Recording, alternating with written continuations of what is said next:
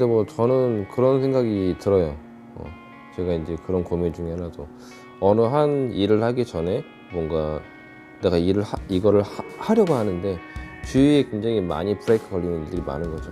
제약이 많이 생겨서 뭔가 이걸 하기 위해서는 다른 걸 해결을 하고 해야겠다라고 생각한 적이 굉장히 생각보다 많거든요. 저희 일상생활의 모든 일들이.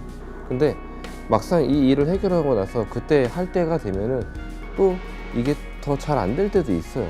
그러니까 뭔가 그냥 안 돼도 좀 부딪혀서 가서 그냥 결과를 만들어야 되지 않나라는 생각도 조금은 하긴 하거든요. 그래서 이게 뭔가 이걸 다 해결하고 깔끔하게 가야 된다는 것보다도 이거를 같이 가져가되 어느 정도 소정의 분할의 일을 투자를 해서 조금씩이라도 놓지 않고 가는 게 사실 좋을 수 있다는 생각이 조금 들긴 해요. 근데 저는 그런 환경이 지금 있었던 사람이 아니기 때문에 좀 감이 안 올 수 있는데 어느 정도로 시간이 안 나시는 거예요? 일단 아이가 어리면, 그리고 어린이집을 안 다니는 상황이라면은, 그리고 또 저 거의 계속 있어줘야죠. 항상 어떤 사고나 이런 거에 대비를 해줘야 되고, 부모라는 위치 자체가 이제 그런 데서 핸들링을 잘 해줘야 되는 입장이다 보니까, 그래서 요새는 좀 이제 아이랑 와이프랑 이제 잠들고 난 이후에 개인적으로 그림을 그려서 연습을 한다든지, 아니면 머신 같은 것도 만지고, 그런 시간을 그 이후에 이제 갖거든요. 진짜 근데 이게 거기밖에 시간이 없어요. 가정을 키우시는 분들 같은 경우 진짜로 뭔가 낮에 이렇게 같이 일을 병행하기가 어렵고 다 이렇게 잠들고 나서 또 새벽 시간을 이용할 수밖에 없기 때문에 그래서 체력적인 것도 막 좀 준비를 해야 되잖아요. 낮에 너무 파이팅 넘치게 있으면은 진짜 다 잠들고 나서 뭔가 하려고 해도 또 내 체력이 안 되기 때문에 힘들어지는 거고 있고 또 어떻게 보면 또 그 다음날 또 아침에 또 움직여야 되는 일정이 있기 때문에 또 새벽에 너무 또 무리도 할 수 없는 어떻게 보면 진짜 그리고 이게 그림을 그려보다 보면은 조용한 시간대에 더 집중이 강하게 될 때가 있거든요.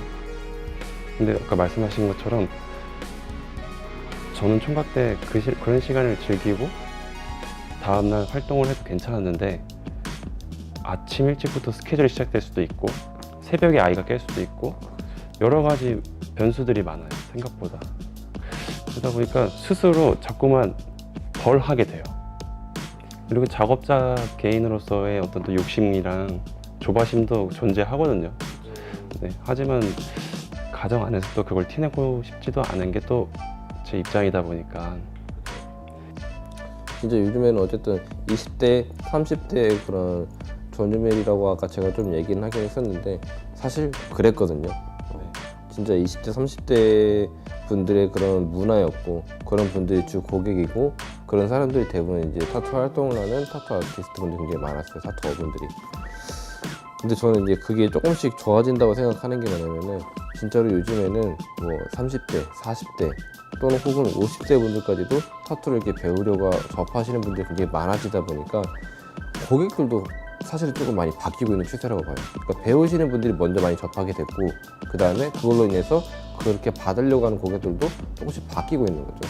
그래서 지금은 옛날에는 20, 30대 전유물이다라고 하면 지금은 20, 30대 또는 40대 전유물로 바뀌고 있는 시대다 보니까 아직은 그런 게 없겠지만은 뭐 나중에 조금 더 추후의 그런 시일의 연도를 보면은 뭐 예를 들어서 뭔가 타투 작업적인 것도 파트타임으로 뭔가 일할 수 있는 그런 조건적인 근무 환경이 만들어진다든지 또는 그런 작업들을 받으려고 하시는 분들이 또 생겨날 수도 있다라고도 좀 생각은 들어요. 물론 비중은 굉장히 적겠지만은 그래도 좀 그런 희망적인 부분들을 바라보고 고민을 조금 해결해 나갈 수 있는 시간을 가지는 게 조금 좋을 수 있다고 생각이 조금 들긴 들어요.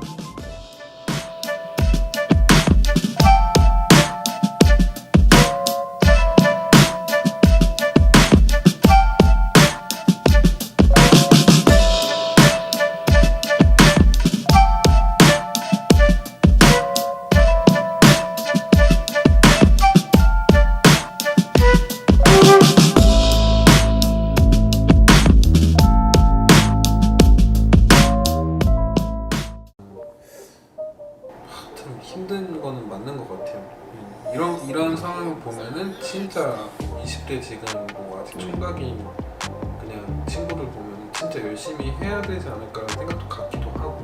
근데 물론 이런 시기도 조금 필요하다고 생각해요. 뭔가 내가 하고 싶은데 못하고 있는 상황도 있으면 좋다고 생각을 해요.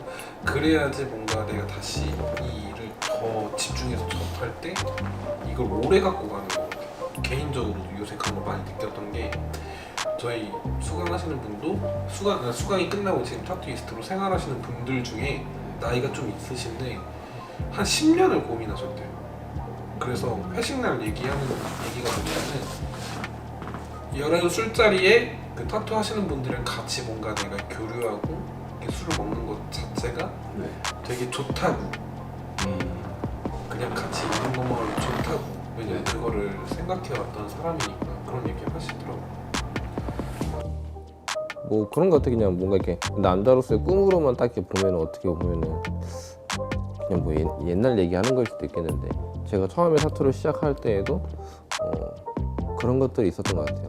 뭔가 주변의 응원이 굉장히 필요했었던 것도 있었고 그리고 뭔가 대의를 위해서 굉장히 또 포기해야 되는 것들이 있었기 때문에 진짜 많이 포기했던 것 같아요. 뭐 먹을 것도 당연히 먹고 싶은 거 못 먹었던 거는 너무 당연한 거고 뭐 하루에 한두 끼 먹는 것도 너무 당연했고 휴대폰도 개통이 안 돼 있고 그냥 공기계로 해서 이 와이파이 터지는 데서만 썼었고 컵라면만 많이 먹고 뭐 그랬던 것처럼 뭔가 이렇게 포기해야 될 것들이 있어야만 그거를 또 투자할 수 있는 것들도 있다고 생각이 또 드는 것 같아요.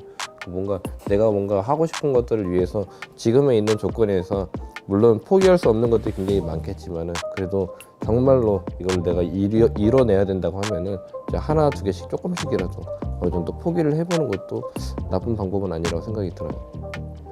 왜 그런 거 있잖아요. 그냥 물론 아이한테 가장 중요한 시기일 수 있어. 진짜로 너무 중요한 시기일 수도 있겠지만은 내가 이 시기를 포기를 어느 정도 한다는 가정 안에서 포기를 하고 내가 꿈을 찾아갔어. 그래서 그 꿈이 정말 잘 됐어. 끝이 창대해서 잘 됐단 말이야. 그럼 나중에 아이가 컸을 때 아빠에게 서운한 건 있을 수 있겠죠. 근데 그 아이가 또 아버지가 돼서 또 그때 나이가 돼서 아버지를 또 바라봤을 때 그때 가면 또 아버지를 이해해 줄 수 있는 게 있지 않을까 그런 생각도 들기는 해요. 그래서 어쨌든 제가 이제 내릴 수 있는 결론은 시간을 굉장히 많이 써야 되는 상황인데 그 시간이 날 수 있는 여러 가지 출구는 뭔가 포기해야 되는 것들이 조금씩은 있어야만 또 투자할 수 있지 않을까 그런 또 생각이 좀 드는 것 같아요.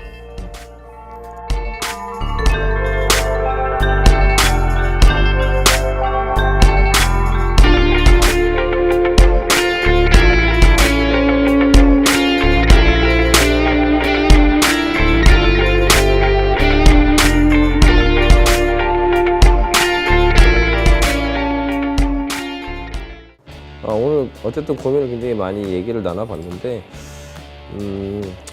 물론 이제 저희가 훨씬 더 나이가 어리고 당연히 훨씬 더 어리고 더 형님분이라서 굉장히 조금 조심스럽고 좀 어려웠던 부분도 있는 것 같아요.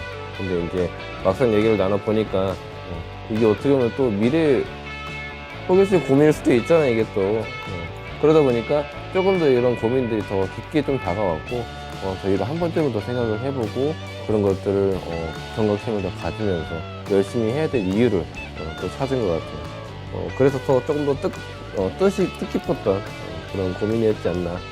자, 어쨌든 저희 타투 대창견 오늘도 이렇게 고민을 많이 들어봤고요. 앞으로도 이제 많은 분들이 고민이 더 많이 있을 것 같아요. 이런 고민 말고도 훨씬 더 깊은 고민도 있을 거고 조금 더 유쾌하고 재밌는 고민이 있을 수 있기 때문에 그런 고민을 가지신 분들은 언제든지 저희에게 연락을 주시면은 이런 대화를 한번 나눠보도록 하겠습니다. 자, 어쨌든 2부에서는 호계 선생님이 조금 더 술 한잔 먹으면서 심도 있는 그런 얘기를 하기 위해서 또 두 번째 자리로 한번 이동해 보시죠.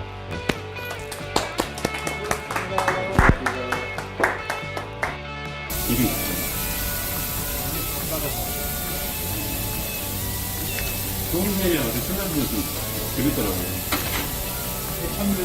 위하여! 들어가세요.